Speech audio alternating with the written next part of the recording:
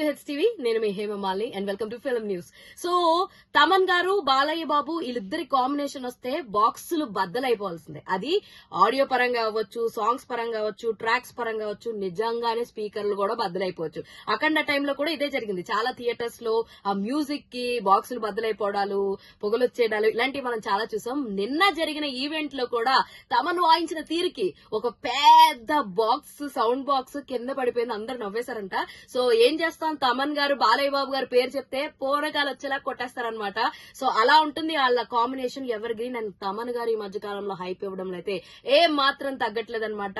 మామూలుగా ఉండదు. ఈసారి బాక్సులు బద్దలైపోతాయి, మేమిద్దరం కలిసి వస్తున్నాం, ఇంకా మీ ఊహ వదిలేస్తున్నాం అంటూ విపరీతమైన హైప్ ఇచ్చారు. అయితే చాలా మంది ఫస్ట్ ట్రైలర్ వచ్చినప్పుడు అంతా కూడా క్లాసీ యాక్షన్, స్టైలిష్ యాక్షన్ కనిపించింది.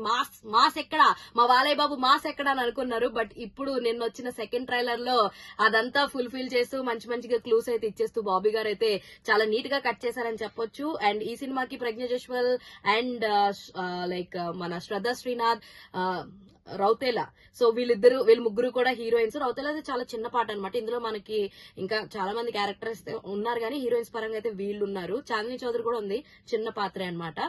సో వీళ్ళందరి కాంబినేషన్ లో బాబీ గారు డైరెక్ట్ చేశారు అండ్ తమన్ గారు మ్యూజిక్ అందించారు. రాఘవంశీ గారు ప్రొడ్యూస్ చేసిన ఈ అద్భుతమైన సినిమాయే డాకు మహారాజ్ రేపు థియేటర్ లో రిలీజ్ కాబోతుంది.